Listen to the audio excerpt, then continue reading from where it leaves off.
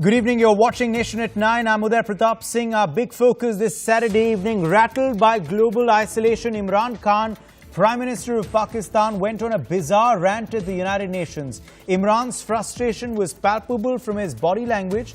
He entered with his head bowed down. His dejection at global isolation was obvious. His confusion visible from the number of mistakes he made. Imran's first faux pas was claiming India's population is 1 million, while India's population is actually 1.3 billion. Imran, of course, claimed that it's only 1.2. Imran then went on to mispronounce Veer Savarkar, calling him Savaskar. In his hurry to take on the RSS, Imran even claimed they wear brown shirts, whereas the truth is that RSS workers wear white, not brown shirts. Imran's loud tone also exposed his frustration, and while after Prime Minister Modi ended his speech, he acknowledged the chair, Imran Khan merely just walked back and left. So what really explains this body language of Imran Khan, and did he already know that he was going to receive not a roaring but a completely feeble response from the dignitaries present? Remember, he will go down in history as one of the few heads of state who've actually been booed at the United Nations General Assembly. To look at this further, we have a special panel. Sudesh Verma, spokesperson of the BJP, joining us live. Achal Malhotra, former diplomat, also live with us this evening. Major KK Sinha, defense analyst, joining us live on the panel.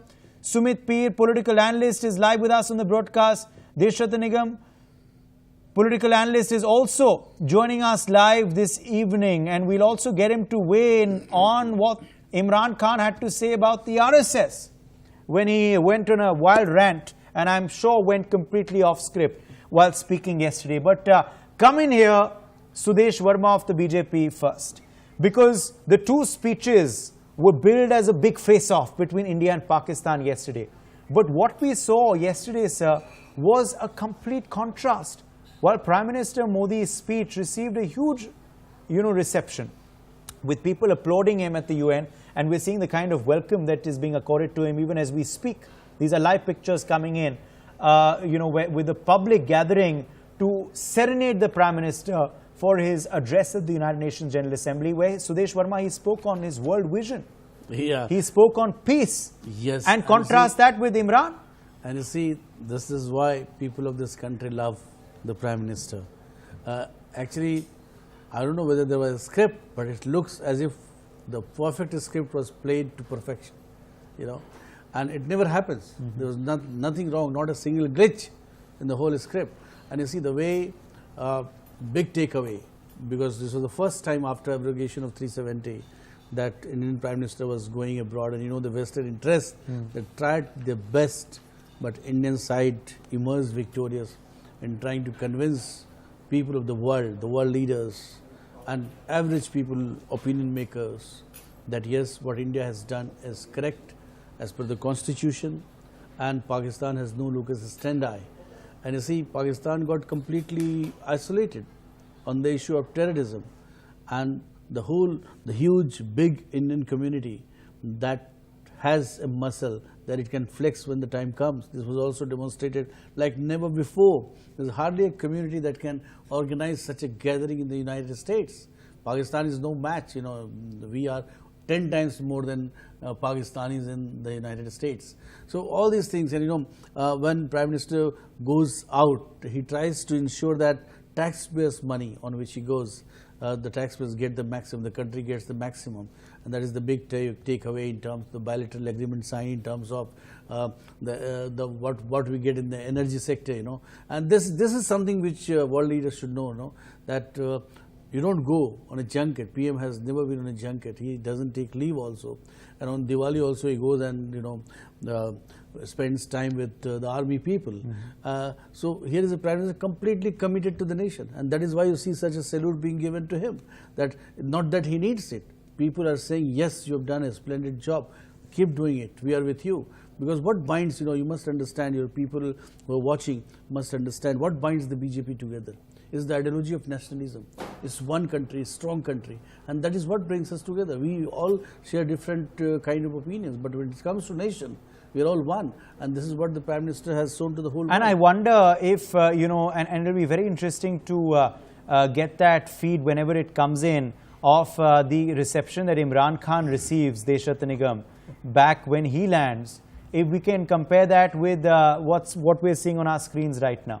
I wonder if there'll even be 2-3 people to receive him.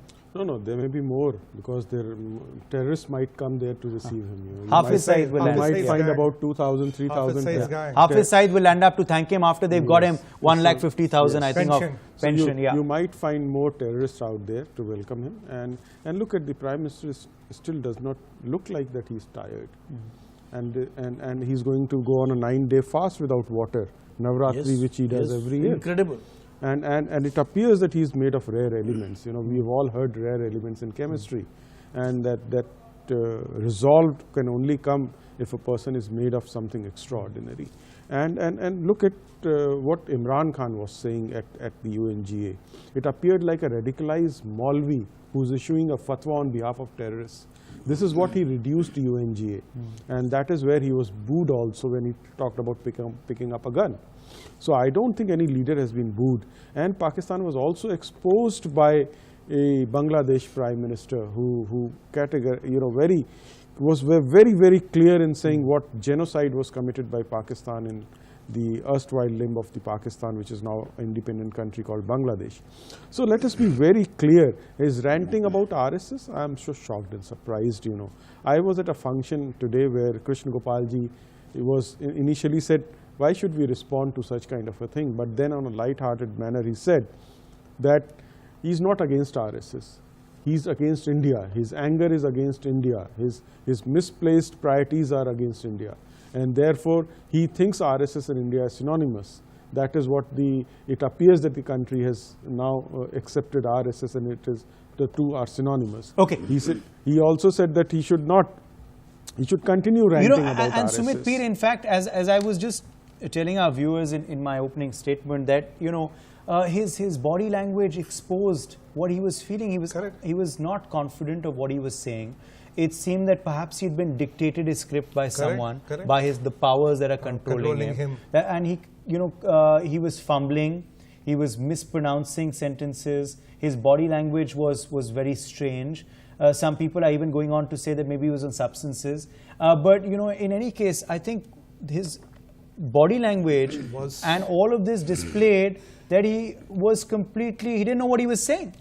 And which is why he got booed. He got booed. You see, look at, that is where the political experience and being a real political leader who has come from the grassroots levels makes a difference. Imran Khan is a Pakistani. And this was an unprepared speech because he made so many mistakes. So many mistakes. It's a cricketer turned into a PM by the ISI and the Pakistani army. So he is their puppet. Let's not forget that. And we all know there are a lot of media reports, Uday, wherein they claim that Imran Khan is on cocaine, and we all know cocaine kills neurons. So you might see that cocaine effect building up and showing up in Imran Khan. So I don't know, that's what the media reports show.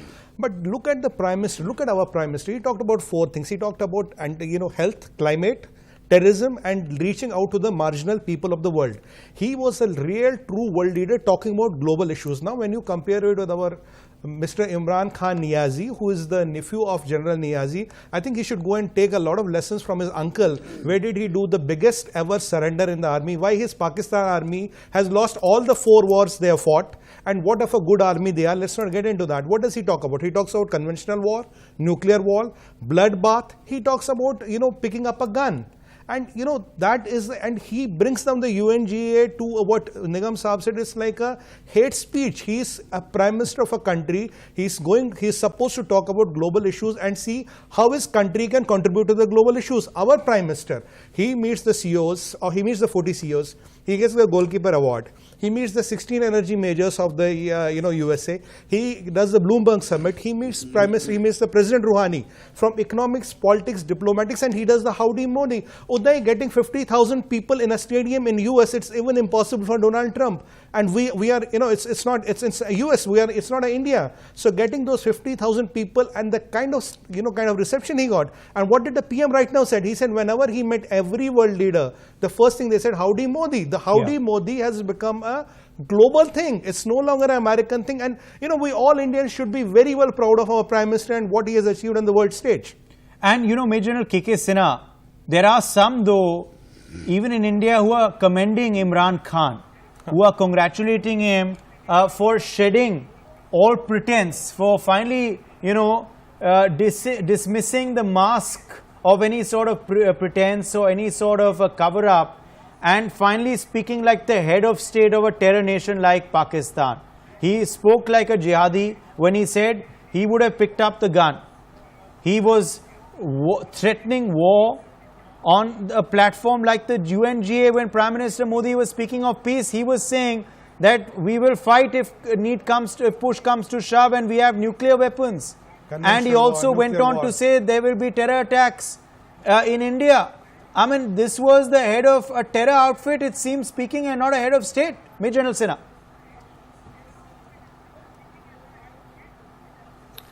Uday, you have asked two things. One thing you have asked that some people in India, who's actually supporting Imran Khan, a buffoon, a foolish guy, a guy who himself is a terrorist. He has proved, and he has proved in the UN, from the UN itself, a guy who has been justifying 9/11, a guy who is justifying the terrorism, a buffoon who is trying to threaten, blackmail, blackmailing the whole world. It is not only in India. And a guy who's fumbling in every sentence. And, when you are saying that some people over here in India is supporting him, this is an unfortunate part of the country. That someone who's supporting the enemy leader, as far we military is concerned, as on today we take it that Pakistan is the enemy state, as far we are concerned. Someone who's siding, head of an enemy state, I do not know. I do not, we can't take them this way. First thing, and the second thing which I wanted to bring it out, that, comparing or, even talking and bringing in our own Prime Minister. You see, the Prime Minister, he has proved to be the, best in the world today. I don't think there is a match. Even the UN forum must not have seen a leader like this. A flawless, a man who's speaking from the heart, a man who can actually turn this, the whole world, some other directions where, the world should go. And look at Imran Khan, a guy who not only when he's justifying terrorism, he's trying to instigate 1.3 billion Muslims. When he hasn't got a support of, out of 52 Muslim nations, he hasn't got the support of 51 of them. And he is trying to actually instigate them. He is trying to say that please raise, take up the weapon against it. He is talking about Islamophobia. This guy is actually a rumor monger. He is a war monger. He is a nuclear war monger. Actually, he becomes a culprit. There are many head of the state who has been sued in the, the Hague. He fits that bill. He is the personality, and mind you, this is the time has come, when he's threatening the nuclear war. All asset of this, state, which is a terrorist state, must be seized. There had been a plan. And Imran Khan, he is single-handedly has accepted all this thing when he says that 30,000 to 40,000 terrorists are there. Out of that, 130 are the UN designated terrorists. He is saying that we have got 40 Tanjeems. Out of that, 25 is the UN designated, terrorist organization. So, and he is justifying them. See, I have not seen in last 74 years since the UN has come up, since 1945, you have not seen a single, a statement like this by a head of a state. Even a banana republic, the head of the state will have a bit. I think I do not say that he is a puppet. He is a buffoon. He is a cheater. He has been cheating on the ground of cricket, and this was brought out by the junior most diplomat which we have got in the UN. See, brought it out. He says that he has been playing a gentleman game. We all know. The cheater of a highest order, a guy who hasn't got no standing whatsoever, a guy who is putting a mala in his hand and trying to do something. I do not know, the Pakistan has never been put down by anyone. In my knowledge, I have actually carried out a deep study on it, and every day when you carry out a research, you'll find, and we feel, I feel very happy. I actually feel very happy that a nation which is an enemy nation, which is declaring a war, you know, threatening to go for a nuclear, a guy who's saying the bloodshed, you know, he is saying that he will carry out the bloodshed. Bloodshed after 2 months after the historic decision when nothing has gone wrong. And mind you, he has already moved more than 5,000 terrorists. Every day they want to sneak in inside. He wants to do it. The time has come, and from your platform, what I say, he has to be sued in the highest court, and whether you do it in The Hague, he has to be, and there are a number of heads of state. I know, when I was in UN mission at Liberia, the head of the state, he was put and he was sued for this type of statement. It should not be taken like this. You know, it can't be just pass it by saying that he threatened everyone, he blackmailed everyone, and he is saying that he will go nuclear, and he can just left just by debates. There must be happened something on the ground. Absolutely. Okay. Yes, quick reactions coming in to what you just said. Before I get in, Achal Malhotra, Sudesh Verma and then Sumit Peer. Sudesh, first you. You see, that's rightly put in the correct context. You see, General Sena is a very experienced person. You see, he is talking more like a, film hero, or still his stardom about cricket has not gone. He is talking to a galaxy of world leaders who can see through your design. And you see, what is the narration he is trying to give? From jihadi, he has accepted that Pakistan used to trade Al-Qaeda. This is now a knowledge accepted by the Prime Minister of Pakistan. So that itself becomes a ground to get Pakistan declared a terrorist state, because state supports terrorism. Now he is saying that people in frustration take guns. Sumit. This is something which is strange, what narration is trying to give. I think, Uday, this man, Imran Khan, is I don't know how to describe him. He was the same person who said that Japan and Germany share the border and they have a joint industrial area where they're producing something which they're selling to Mars. That is the level of mental knowledge or the general knowledge this person had. And for the sake of God, he's the Prime Minister, imposed Prime Minister of Pakistan. Having said that, I really pity him. Honestly, when he talks of a nuclear war, the world knows nuclear weapons are for deterrence, not for use. And Mr. Khan, don't you know in Pokhran we have tested a fission and fusion device? Don't you know India is nuclear triad? Don't you know if you even think of that, Pakistan will be wiped off? For the sake of God, whom are you trying to threaten? Are you trying to befool all your Pakistanis? Do you think every Pakistani is so naive? If they're so naive, let them go and do a Google search and, take out the air out of your argument. You are just acting there on a script which is foolish, which is stupid, and which is not expected of a world leader of your stature, which you are not. Achal Malhotra, he clearly wasn't briefed by his team. He clearly wasn't told that these are not the issues that you are supposed to be speaking on at a platform like the United Nations General Assembly. As I said, his speech and Prime Minister's speech yesterday are a study of complete contrast of what you should do and what you shouldn't do at the UNGA. And he also, not only did he go off script and make all sorts of mistakes, but he went completely overboard and, completely missed the time limit. You're just expected to speak between 15 to 20 minutes. Here, Imran Khan ranted for more than 45 minutes. The red light kept going off, but he didn't pay any heed. Whiteboard. Yes, Uday. I completely agree. First of all, he wasted the precious 50 minutes of the international community, and all he spoke was rubbish. He should understand the aims and objectives of the United Nations, which is peace and security, international peace and security. He spoke it completely in contrast, and there is no point in comparing what our Prime Minister said and spoke and what he spoke. It's like comparing fresh Kashmiri apples with rotten eggs. But having said that, I think Imran Khan went to United Nations and to United States with two types of narratives. One was Pakistan versus India, where the focus was around Kashmir.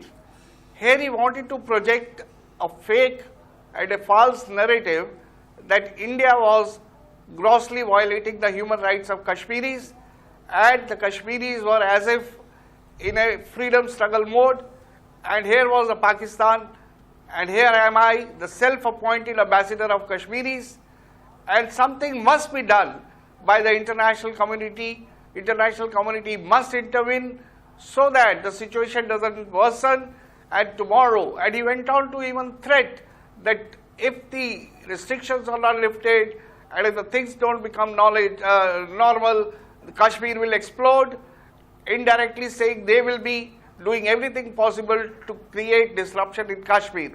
This is a false narrative. Nobody listened to him. It's very clear even before he went to UNGA, he himself accepted. What is this international community doing? Why are they not listening to what I am saying? This is fraught with danger. But there are no takers. There are no takers, and Imran Khan must have understood by now. Actually, he would have understood even before he went, but the problem with him is, and his military bosses, that they have to go and rattle this issue. Otherwise, it's a question of their own survival. Now I come to the second narrative with which Imran Khan went to United Nations, particularly which was reflected in his speech, so-called speech at the UNGA. This narrative, here he tried to build up a sort of a narrative that as if, when he talked about Islamophobia, I think what he was trying to convey was it is an issue where Islam versus rest of the world. And he was also trying to justify terror in terms of saying that just because of Islamophobia and also because of the fact that the Muslims all over the world were feeling threatened, they were picking up the guns. Now, somebody should ask him, what is happening in Afghanistan? What is happening in Syria? And this is the fear, Achal Malhotra, because we've also heard plans that Imran Khan has of creating a TV channel, for this very issue and this very premise, along with Malaysia and Turkey. The worry is that perhaps this is exactly what will be espoused on that channel too. Correct. Yes, Uday, I must end up by saying that whatever rubbish he may have spoken, but we should not take it lightly. We should be well prepared to counter all the measures that Imran Khan or Pakistan is likely to take in near future, which means we should be very quick in delivering on our promises in Kashmir Valley.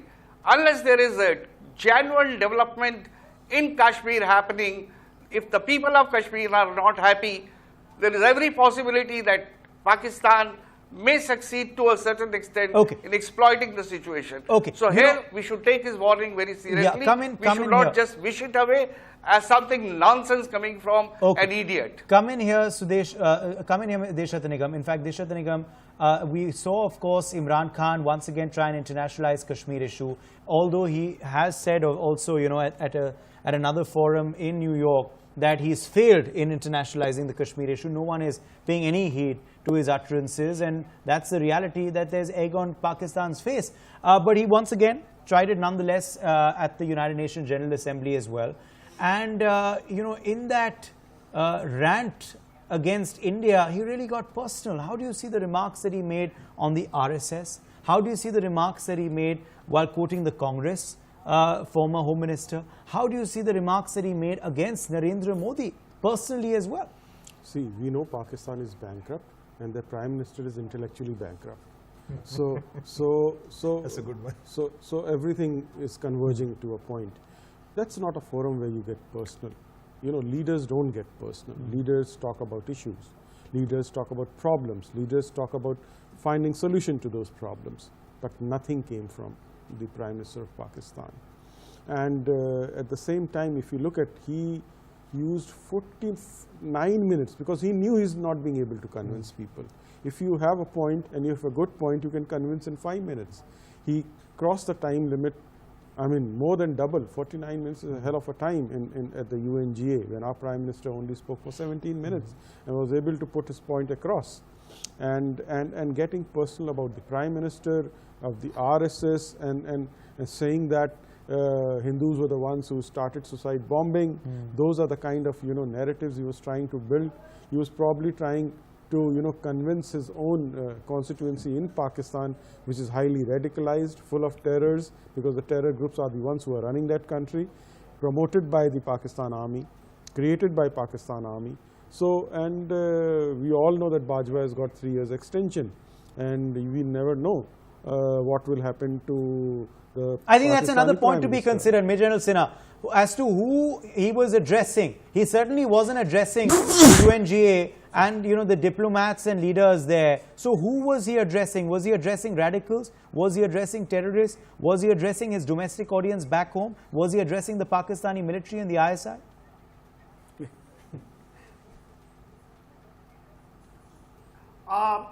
See, Uday, if you know the Pakistan, actually if you know the deep state, properly in Pakistan, he was addressing, at 3 layers. The first layer is the basically Pakistan always think that the Pakistan can take the lead of Islamic world. This is a notion, a displaced notion. When the Pakistan has gone nuclear, that time they thought that, probably the whole, Islamic world will come. So that they have got something, they say it is not a bomb which is made by Pakistan. It is a bomb, Islamic bomb, he used the name. This is what the Pakistan tried. They didn't get this, that leadership. They wanted to take the leadership. Somehow a little bit has come because the previous chief of theirs is, is the coalition force commander located in Saudi Arabia.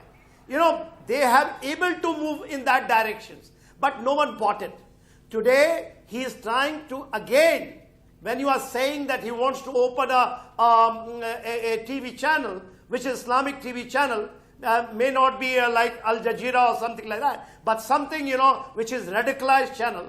And of course, the Turkey will come on their way or not. When he is saying that 1.2 billion Muslims must raise, take up arms. When he is addressing like that, he is addressing this. He is the, this is what exactly Donald Trump said. And he wants to radicalize. Today there is a handful of radicalized Islamic terrorists in this world. Whether it is Daesh or in, Al-Qaeda, out of that about 40 Tanjeem which is in Pakistan, including the Haqqani network, including the Taliban, which the Pakistan has raised. Those other than that, most of them are still not that radicalized. He wants to radicalize these forces. He wants to take, he is more dangerous than al-Baghdadi today.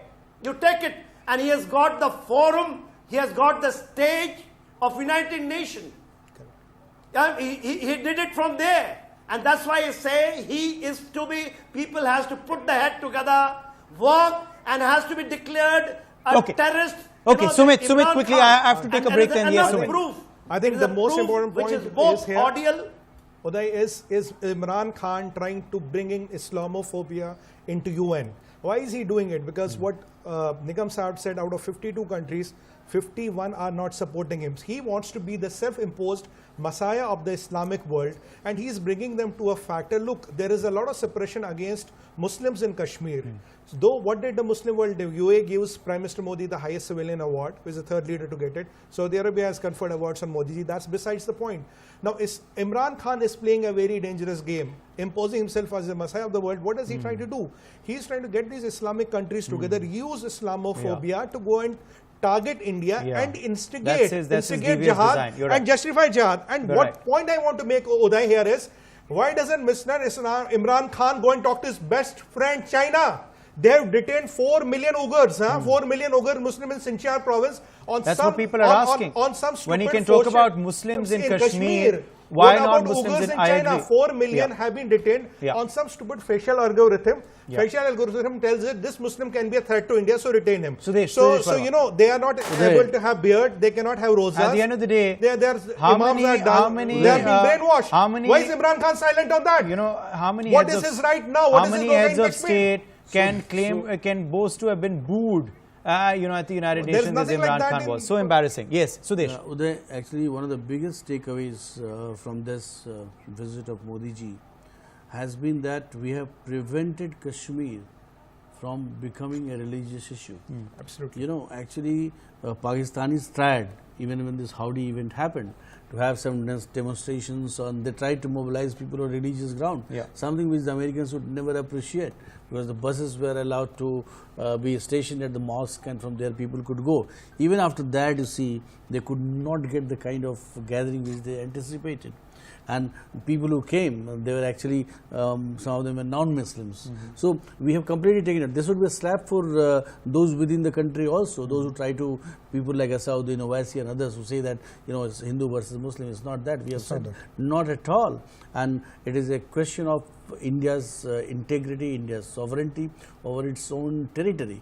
And the whole world has recognized that. And now the transformation is going to be that instead of talking about our part of Kashmir, we'll talk about part of Kashmir, because you are squatting illegally. Even if you squat over this for centuries, this is not going to become your territory. We're going to take a very short break at this point. We're back on the other side with debate number 2. Don't go anywhere. Nation at 9 this Saturday evening. Back on the other side. For more such videos, subscribe to the NewsX YouTube channel, hit the bell icon.